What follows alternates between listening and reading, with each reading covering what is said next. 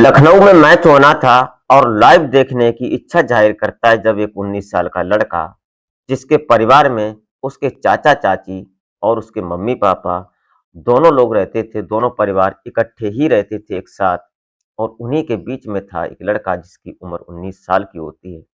उसने भी इच्छा जाहिर की कि ऐसा करते हैं कि हम चाचा-चाची और मैं तीनों लोग मैच देखने चलते हैं और लाइव टेलीकास्ट देखेंगे।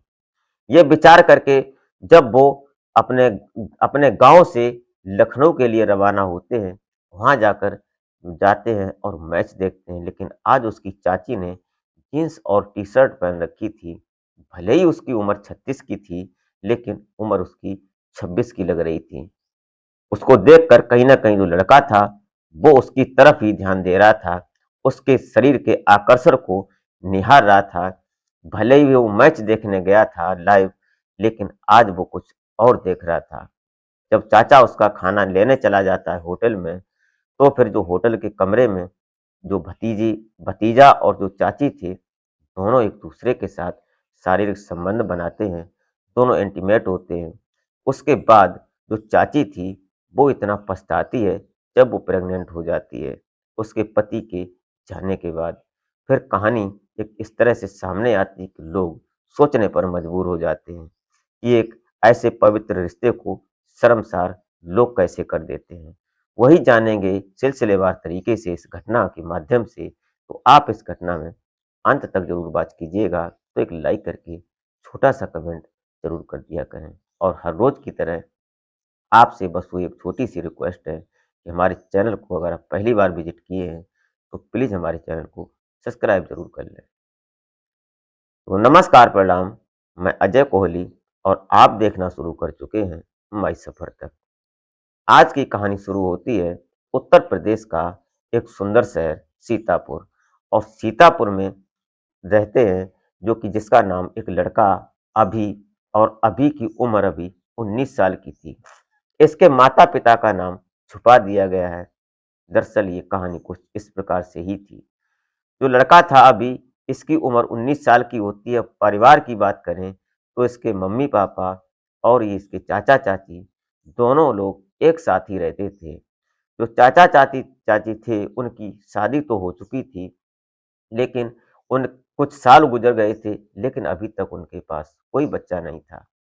जो उसकी चाची थी, उसकी उम्र अभी 36 साल की थी, लेकिन वो देखने-सुनने में अभी भी 25-26 साल की लड़की सी लगती थी।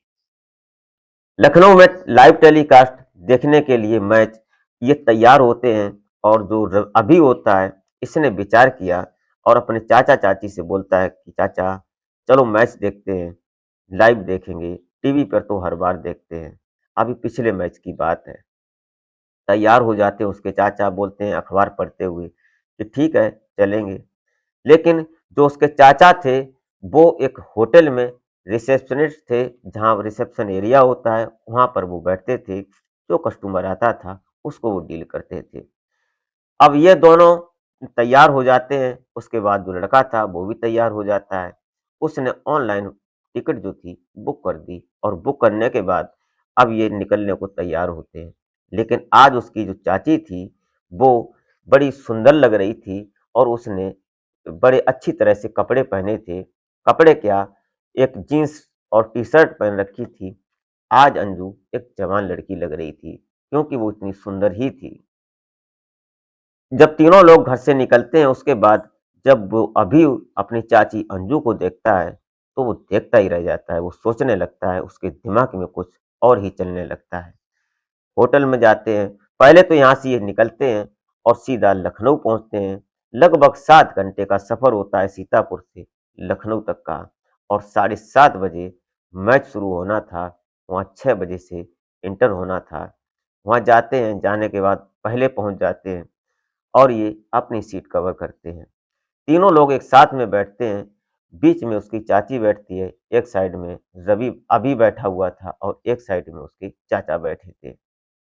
मैच शुरू होता है, जब चौके-छक्के लगाते, जो वहाँ खिलाड़ी खेल रहे थे, उनको देखकर जो उसकी चाची अंजू होती है, बड़ी उछल-कूद करती थी, क्योंकि वो इस प्रकार से थी, उसने वो लग ही नहीं रहा था कि वो शादीशुदा महिला है, वो एक लड़की ही लग रही थी।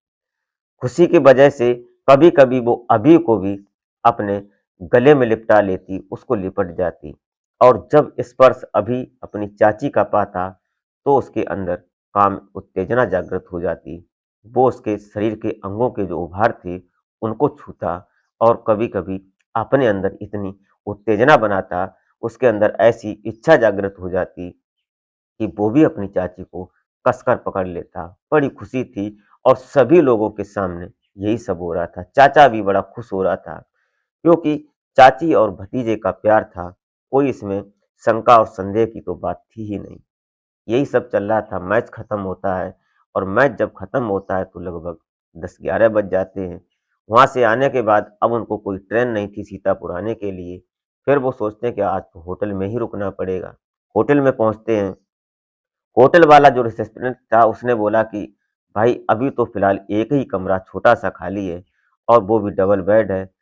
स्पेशल कमरा तो अब कोई है नहीं क्योंकि आज मैच खत्म हुआ है तो सभी लोग यहीं पर रुकेंगे। उन्होंने कहा कोई बात नहीं हम अपना काम चला लेंगे, हम तीनों लोग एक साथ ही रह जाएँगे। वो कमरा दिखा देता है और कमरे में जाते हैं तीनों लोग। उसके बाद अब भूख भी लगी थी, टाइम हो गया था भूख का। तो ये डिनर के लिए तैयार होते हैं लेकिन डिनर जब होटल में पूछा जाता है तो फिलहाल वहाँ खाना था नहीं। उसके चाचा बोलते हैं कि तुम लोग तब तक आराम करो और मैं किसी होटल से खाना लेकर आता हूँ। उसके चाचा निकल जाते हैं होटल के लिए और इधर जो अभी था, अभी अंजू से बोलता है कि चाची तुमको इतने साल हो गए शादी के, तुमने अभी तक बच्चा क्यों नहीं पैदा किया? जब ऐसी बात सुनती है तो अंजू बोलती है कि तुम सोच रहे हो क्या बात कर रहे हो हमसे? मैं तुम्हारी चाची हूँ, इस तरह से बात नहीं करते। उसने कहा कि बात तो नहीं करते, लेकिन अभी जो था, अभी अंजू के पास लेट जाता है, उसके शरीर के साथ छेड़छाड़ करने लगता है। तो चाची भले ही थी, लेकिन अभी वो जवान थी, उसके अंदर भी कुछ होने लगता है। जब उसके शरीर में उत्तेजना बनने लगती है, तो वो समझ ही नहीं पाते, अभी और अंजू वो चाची और भतीजा दोनों एक साथ इंटीमेट हो जाते हैं, शारीरिक संबंध बनाते हैं। तभी उधर से फ़ोन आता है उसके चाचा का और बोलता है कि अभी अभी यहाँ पर खाना नहीं बना है, कुछ देर लग जाएगी क्योंकि सभी लोग जो मैच से छूटे हैं, तो खाना खत्म हो गया है, अब दोबारा खाना बन रहा है, उसके बाद खाना लेकर मैं आऊँगा। ये सुन के बाद उसने कहा कि चलो और अच्छी बात, उधर इनको और मौका मिल जाता है। लगभग 2 घंटे और गुज़र जाते हैं और इधर दोनों कई बार इस खेल को खेलते हैं। उसके बाद जब ये घर आते हैं, घर आने के बाद ये अभी जो होता है, उसका यही सिलसिला चल जाता है। वो जैसे ही मौका देखता, उसकी मम्मी कहीं चली जाती और पापा तो अपनी ड्यूटी चले जाते, चाचा भी अपनी ड्यूटी चले जाते और इसको जैसे ही मौका मिलता, चाहे किचन हो या बेडरूम हो, ये वहीं पर अपनी चाची के साथ चालू हो जाता। लेकिन जो उसकी चाची थी, उसने कई बार उसको विरोध भी किया कि देखो, जो भी हो गया गलती से एक बार, लेकिन अब ऐसी गलती नहीं करना कि लोग जानेंगे, परिवार वाले जानेंगे तो मेरी बहुत बेइज्जती होगी। लेकिन अभी काय को मानने वाला था। इसी बीच एक दिन पता चलता है कि उसकी जो चाचा थे, उन्होंने इस बात को महसूस किया कि ऐसा कुछ लग रहा है। घर में जब मौका नहीं मिलता, तो फिर इन्होंने इस अंजू ने और अभी ने दोनों ने प्लान किया कि होटल में चलते हैं और होटल में जब जाते हैं तो जो रिसेप्शनिस्ट था जहाँ रिसेप्शन एरिया होता है वहाँ जब पहुँचते हैं तो दोनों के पैरों तले जमीन खिसक जाती है। जो रिसेप्शनिस्ट थे वहाँ बैठे थे वो अभी के चाचा ही थे उस होटल में। ये सब देखने के बाद अभी और उसकी चाची दोनों डर जाते हैं। वहाँ पर जो अभी के चाचा थे, उन्होंने कई बार उनको बहुत बुरी तरह से लताड़ा और बोला कि घर चलो, मैं तुम्हारी खबर लेता हूँ। वो सारी शक की सुइयाँ एकदम अभी और अभी की चाची के ऊपर जाने लगती हैं। घर आते हैं और अभी के चाचा अपने बड़े भाई को बुलाते हैं, भाभी को बुलाते हैं, जो अभी की मम्मी थी। सारी बात ओपन होती है, सबके सामने कही जाती है। अभी को भी मार पड़ती है और जो अंजू थी, उसकी भी डाँट फटकार पड़ती है। उसके बाद अब कोई किसी से बोलचाल नहीं थी, कोई किसी से मतलब नहीं था। ना चाची अपने भतीजे से बोलती और ना भतीजा अपनी चाची से बोलता। लेकिन ये कीड़ा जिसको लग जाए, वो खोखला करके ही छोड़ता है। इसको इश्क का भूत कहते हैं, कुछ भी समझ लो। और ये कुछ दिन बाद फिर मिलने लगे। लेकिन तभी तक कुदरत ने ऐसा किया कि जो अभी के चाचा थे, उनको लकवा मार जाता है। वो आधे शरीर से निष्क्रिय हो जाते हैं, उनका आधा शरीर डीएक्टिवेट हो जाता है। अब वो बेड पर पड़े रहते और अंजू और अभी का दोनों का दूसरे रूम में नंगा नाच शुरू हो जाता। वो जब मर्जी होती तब ये सब करते, खुलकर करते एक पति-पत्नी की तरह। एक दिन अचानक जब ये प्रेग्नेंट हो जाती है अंजू, तो फिर जब वो उसको बोलती है कि देखो मैं अब तुम्हारे बच्चे की माँ बनने वाली हूँ, तो उसने कहा कि तो मैं क्या करूँ? उसने अपना चेहरा एकदम मोड़ लिया और उससे अलग हो गया। ये सुनते ही अंजू के पैरों तले ज़मीन खिसक जाती है। तब जाकर अंजू अपनी जेठानी जो अभी की माँ होती है, उसको ये सारी बात बताती है, तो उसकी माँ बहुत अच्छी थी। उसने उसको हॉस्पिटल ले जाती है और उसका जो गर्भपात होता है वो सब करवाती है। फिर उसको बेड रेस्ट लग जाता है, कुछ दिन बेड रेस्ट रहती है, उसके बाद फिर वो सही हो जाती है। सही होने के बाद अब अंजू और खूबसूरत निकल आई थी क्योंकि उसकी तबीयत खराब हुई थी और बेड रेस्ट हुआ, उसके बाद जो बोतलें लगीं वगैरह ये जो मेडिकल मेडिसिन हुआ, तो सुंदर और लगने लगती है। ये सब चलने लगता है लेकिन अब फिर अभी के दिमाग में ये चलता है कि एक बार फिर चाची से मिल लिया जाए, लेकिन तब तक बहुत देर हो जाती है। अंजू ने कहा कि ऐसा है, अब मैं तुमसे कभी नहीं मिल सकती, आइंदा ऐसी गलती मत करना और हमसे मिलने की कोशिश मत करना। लेकिन अभी अपनी बातों में उलझा लेता है, बोलता है कि गलती एक बार हो या 100 बार गलती तो गलती ही होती है, लेकिन हम तुमसे मिलना चाहते हैं। तो उस बोलती है अंजू की कोई बात नहीं, मैं शाम को तुमको बताएँगे, फ़ोन करेंगे और तुम आ जाना कमरे में। इधर अंजू अपनी जेठानी अभी की माँ को अपने साथ कमरे में ले जाती है और जहाँ पर बटन लगी हुई थी बल्ब जगाने के लिए, उस बोर्ड के पास खड़ी कर देती है और लाइट को बंद कर देती है। और इधर अंजू फ़ोन करती है मैसेज कि आ जाओ, अब मैं कमरे में हूँ। तो अभी तुरंत आता है और अपनी चाची अंजू से जब लिपट जाता है, उसके शरीर के साथ खेलने लगता है, उसके कपड़े हटाने लगता है। उसी वक़्त बोर्ड से बटन दबती है और बल्ब जल जाता है। जब लाइट ओपन होती है, देखकर अभी के पैरों तले ज़मीन खिसक जाती है। जैसे ही ये सब हुआ, उसके बाद जो अंजू की जेठानी अभी की माँ जो थी, वो अभी को मारने लगती है, पीटने लगती है।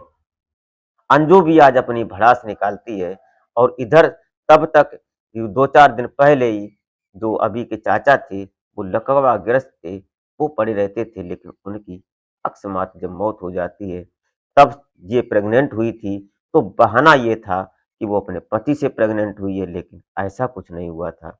वो अभी से प्रेग्नेंट हुई थी। लेकिन उसकी सब कुछ होने के बाद जब आज उसकी माँ ने अपने बेटे को अपनी छोटी बहू के साथ जब न एक साथ देखा, तो फिर घर में ड्रामा बन जाता है। घर में हो हंगामा होता है और उसके बाद फिर ये सभी लोग जान जाते हैं। कहानी आगे बढ़ जाती है, लोगों के सामने आ जाती है। जब पुलिस आती है, उस लड़के से पूछताछ की जाती और उसकी चाची अंजू से पूछताछ की जाती। अंजू ने साफ इनकार कर दिया, इसने हमारे साथ ज़बरदस्ती किया है और ख़ासकर महिला की बात सुनी जाती है। दोनों के जरिए शरीर की जो जिस्म की भूख थी, उसको मिटाया, लेकिन फिर एक-दूसरे के ऊपर बदला लेने को उतावले हो जाते हैं। उस घर की फ़दियत हो जाती है, उस परिवार की फ़दियत हो जाती है। दोस्तों, फिर कहीं न कहीं लोगों के सामने ये चर्चा होती है, वो ऐसे थे, वो ये था, कहानी सब लोग जान जाते हैं। दोस्तों, इस घटना से आपने क्या सीखा? ये रही कहानी, घटना। आप क्या सोचते हैं? अपनी राय कमेंट में ज़रूर लिख सकते हैं। ये इसी के साथ आप अपना और अपने परिवार का बेहतर तरीके से ख्याल रखें। मिलते हैं फिर नेक्स्ट वीडियो में, तब तक के लिए जय हिंद।